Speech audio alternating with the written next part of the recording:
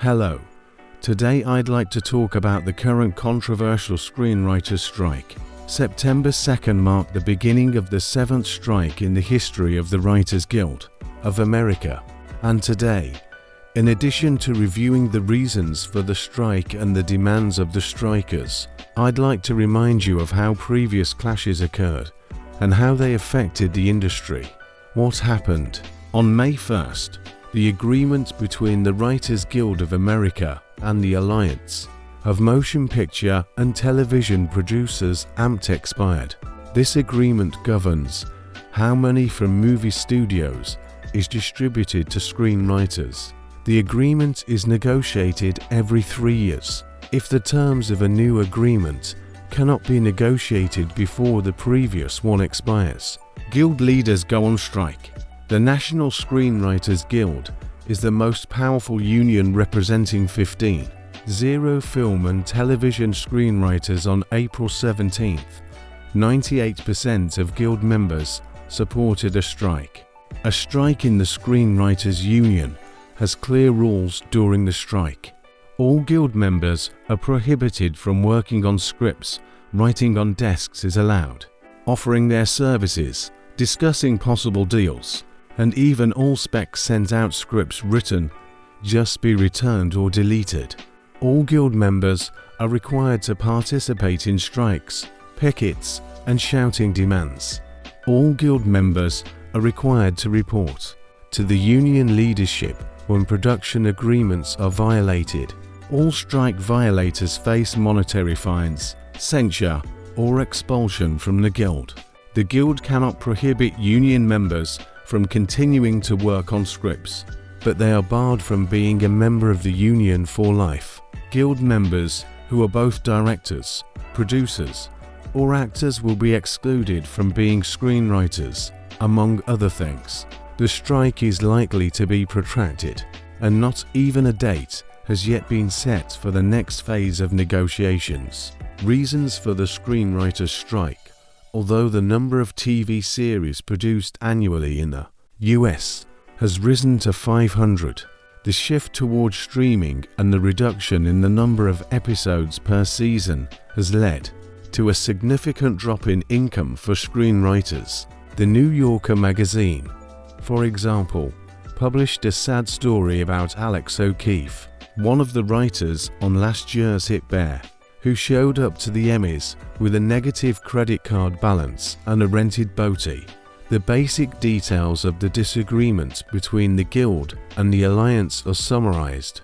In this document, the union members' demands are summarized as follows: an increase in the minimum payment, a change in the order of payment, 50% to be paid up front and the remaining 50% to be paid in equal weekly installments throughout the scripting period. This will be done if the writer's remuneration is less than 250% of the minimum wage. Films for streaming services with budgets over $12 million must be paid as theatrical releases. Minimum number of screenwriting rooms. The minimum number of screenwriters is 6. When ordering a full season, 6 writers for the first 6 episodes. Then 1 additional writer for every 2 episodes thereafter, maximum of 12. Screenwriters' Strike 2023. What's happening and how it will affect science fiction. I won't take your crappy edits into account. Photo David James Henry. CC by SAR 4. 0 minimum running time. A minimum of 10 weeks before the series airs. After a season has been ordered, a minimum of 3 weeks per episode. If a writer is hired before the season has gotten the go-ahead for production, they receive a 25% bonus. The premium increases based on the number of viewings. Mandatory presence of the screenwriter on set. Not only does this allow for on-the-spot fixes to scenes and dialogue that don't work, but it gives the screenwriter the experience needed to become a showrunner. Limit the use of artificial intelligence. It cannot write or rewrite literary works. Another claim of screenwriters is the practice of miniscript rooms, which is widespread in Hollywood. The essence of it is that the channel management having received the script of a pilot episode, may not immediately decide whether to approve the project or not, but want to see in what direction it will develop. To do this, in addition to showrunners, they hire 2 or 3 writers. The working conditions in these rooms are very strict, deadlines are tight, remuneration is minimal, and payment comes only after the project is approved, and in some cases not approved at all. The strike has already affected major projects, such as the 5th season of the series Very Strange Things, preparing to shoot the new movie Blade, the 2nd season of the sci-fi series Split Daredevil Born Again, Knights of the Seven Kingdoms, the 2nd season of the HBO series The Last of Us. Works affected by the strike. Television programs that write episodic scripted shows, such as The Jimmy Fallon Show and Saturday Night Live, have already ceased production. Such shows will either go on vacation for the duration of the strike or will be based on pure improv. Production on Season 5 of Belly Strange Things, Season 6 of Cobra Kai, Season 3 of Harnets and Season 3 of Sly has already been suspended. The remaining filming of the 2nd season of Rings of Power was done without showrunners, and filming of the long-running Blade has been postponed once again. If the strike lasts more than a month, the series, which is set to air in the fall, will suffer. If the strike lasts more than 3 months, studios will begin postponing the first screening of new films in the second half of 2023 until next year and delaying projects that are scheduled to be released next year. In an effort to cut costs, studios may postpone, freeze or cancel niche, risky or expensive projects. If the strike does not end by June 30th, SAG-AFTRA Screen Actors Guild American Federation of Television and Radio Artists may join the strike.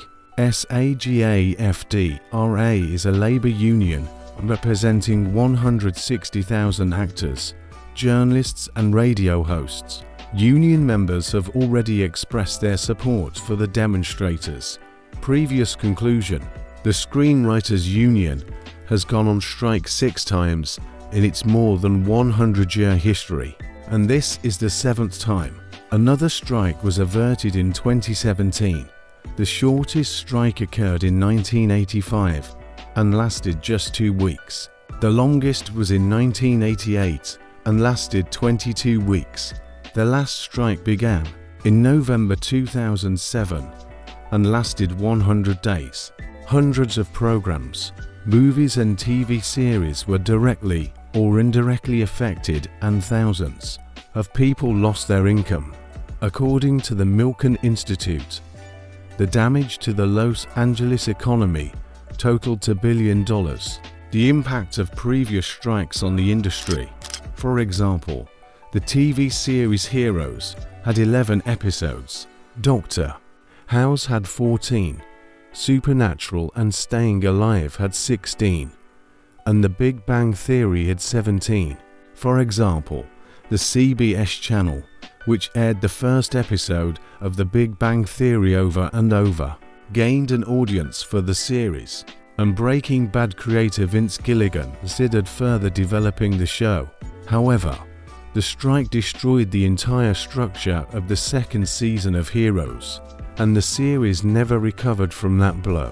The channel used the strike to cancel or quietly stop airing low-rated series such as The Bionic Woman and 4400. In movies, the following projects were directly affected by the strike: Warner Brothers cancelled George Miller's planned Justice League, starring Adam Brody as The Flash and Armie Hammer as Batman. Quantum of Solace movie. Screenwriter Paul Hager sent in a draft of the script hours before the strike began. The script was sort of a continuation of the synopsis. The ending didn't work, but there was nothing that could be done about it. Director Mark Forster and starring Daniel Craig had to refine the material themselves. We were completely out of our depth. Craig later recalled, "I tried to rewrite the scenes myself," he said. Transformers: Revenge of the Fallen. When the strike began, Alex Kurtzman and Roberto Orci were left with an outline of the script, not with the finished text. It was up to Michael Bay to turn it into a meaningful story. It sucked. The director admits, "It's terrible to make a movie when you have to make a story in 3 weeks." But that didn't stop the movie from grossing nearly $1 billion at the box office. Studio Wolverine was in such a hurry to start work on the movie before the strike that shooting began without a finished script. Filming was purposely delayed to reshoot scenes that were rewritten after the strike ended. Stuart Beatty's movie Throwing Cobra wrote the script in a rush to get it done before the strike. Terminator: May the Saviors Come. This script was also written in a hurry. When the strike ended, MCG insisted on reworking it. Jonathan Nolan briefly fiddled with it, but it didn't help the movie much. The premiere of Angels and Demons was delayed for 6 months to give the writers a chance to finalize the script after the strike ended. If the strike drags on, the Blade and Stranger Things movies will be affected.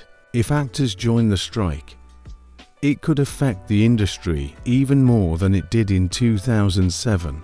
If you enjoyed this video, give it a like and subscribe to our channel.